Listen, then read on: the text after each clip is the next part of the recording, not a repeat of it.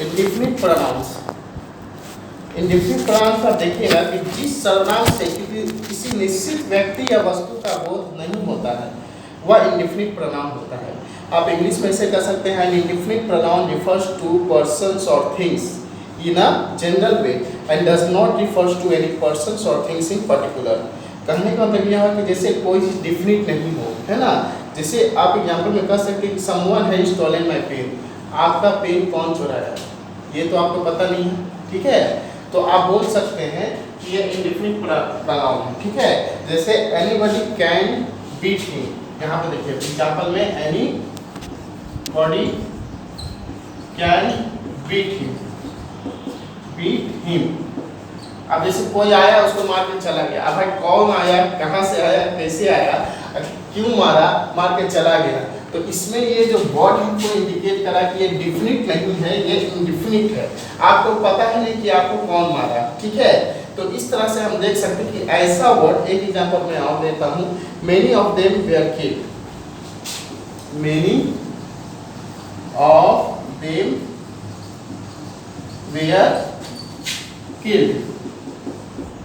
देखिए बहुत सारे लोग मारे गए, अब कौन कौन मारे गए, कहाँ के लोग थे मारे गए वो तो पता नहीं है, तो इसमें भी इंडेफिनिट हमको पता चला। तो ऐसा जब सेंटेंसेस आपके सामने आएगा कि जो चीज डिफिनिट ना हो, इंडेफिनिट हो, जो हमें पता नहीं है ना।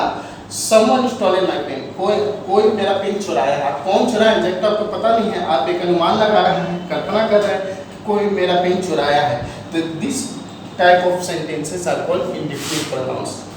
जिस सर्वनाम से किसी निश्चित व्यक्ति या वस्तु का बोध नहीं होता है, ठीक है, उसे क्या कहते हैं, इंडेफिनिट प्रोनाउन, मतलब अनिश्चित पर, ये कहते हैं सर्वनाम प्रोनाउन, ठीक है। अब देखिए नेक्स्ट है हमारा डिस्ट्रीब्यूटिव प्रोनाउन। डिस्ट्रीब्यूटिव प्रोनाउन में आप देखिएगा कि जब आपको ईच, आइदर और नाइदर का प्रयोग मिलता है, प्रोनाउन के रूप में होता है, तो उसे डिस्ट्रीब्यूटिव प्रोनाउन कहते हैं। डिस्ट्रीब्यूटिव का मतलब ही होता है आपका, कुछ याद है डिस्ट्रीब्यूटिव का मतलब क्या होता है, इसको कहते हैं व्यष्टिवाचक सर्वनाम। कहने का मतलब यह है कि डिस्ट्रीब्यूटिव में आप देखिएगा कि व्हेन ईच, आइदर और neither are used pronouns they are called distributive pronouns. जैसे देखिए यहाँ पे ईच का मतलब क्या हो गया, प्रत्येक, आइदर का मतलब क्या हो गया, दोनों में से कोई एक, नाइदर मतलब दोनों में से कोई नहीं। यहाँ पे देखिए each of you is guilty, है ना। तो यहाँ पे आप देख रहे हैं कि each of the boys is intelligent, either you can take this book.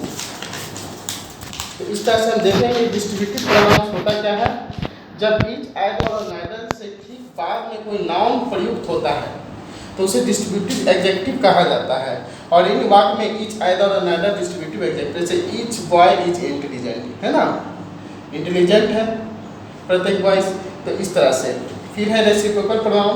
Distributive pronoun clear हो गया, क्या डिस्ट्रीब्यूटिव ना जो ये बता रहे थे आप। रेसिप्रोकल प्रोनाउन में देखिए, रेसिप्रोकल में जब ईच अदर और वन अनदर रेसिप्रोकल प्रोनाउंस करते हैं, जैसे ईच अदर एक दूसरे से, कहते हैं ना कि वे लोग एक दूसरे से बहुत प्रेम रखते हैं, कहने वाले लोग कि वो एक दूसरे से बहुत प्रेम रखते हैं, मतलब एक दूसरे के लिए प्रेम रखते हैं, भाव रखते हैं। किसी किसी इंसान का होता है दोस्ती थोड़ा अच्छा चलता है ना।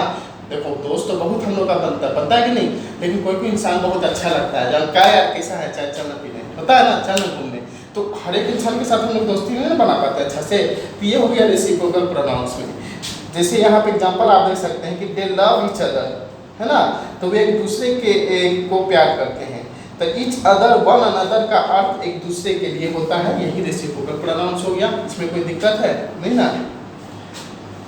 अब यहाँ पे देखिएगा रिलेटिव प्रोनाउन। रिलेटिव से पता ही चल रहा है कि रिलेटिव मतलब संबंध होता है, संबंध सर्वनाम होगा। तो इसमें है कि वाक्य में अपने से पहले प्रयुक्त किसी नाउन या प्रोनाउन के बदले में आकर नाउन और प्रोनाउन को क्या होता है कि उसको रोकता है, और नाउन और प्रोनाउन के संबंध को अपने आगे आने वाले शब्द को, समूह को जोड़ता है। जैसे देखिए relative pronoun refers to some noun और pronoun going before and relates the said noun और pronoun a group of words coming after. जैसे देखिए who, whom, whose, which, when and that are, ये सब क्या हो गया रिलेटिव प्रोनाउन, इसको याद रखिएगा। तो इस वाक्य में आप देख सकते हैं कि this is the book was given to me. तो इन दोनों में आप देख रहे हैं कि इसको जोड़ेंगे तो this is the book that was given to me. तो यहाँ पे आप फर्स्ट सेंटेंस जो मैंने बोला आप देख रहे हैं कि this is the book was given to me. इसमें आपको देख रहा है ना थोड़ा छोटा सा कप टाइप का लग रहा है, ठीक है। जो सेकंड सेंटेंस हम लोगों ने बनाया this is the book that was given to, ये उसको जोड़ता है और उसका जो मीन जो है थोड़ा सा चेंज कर देता है, सही तरीके से कर देता है। दो वर्ड को जोड़ता है। हाँ, दो वर्ड को कंजक्शन टाइप का जोड़ता है। यहाँ पे कुछ करना ना रिलेटिव प्रोनाउंस में।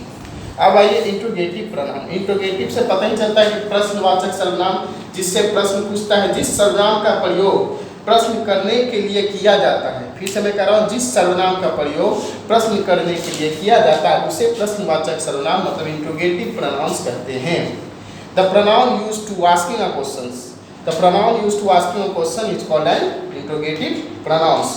फॉर एग्जांपल मैं देखिए, who are you, what is your name, है ना, विच यू इन विच क्या कहते हैं, what is your father's name. तो इस तरह से जब प्रश्न का जब आपका चिन्ह आएगा, प्रश्न का जब आपका कोई भी वाक्य आएगा तो वो हो गया इंट्रोगेटिव प्रोनाउंस, उसको कहेंगे।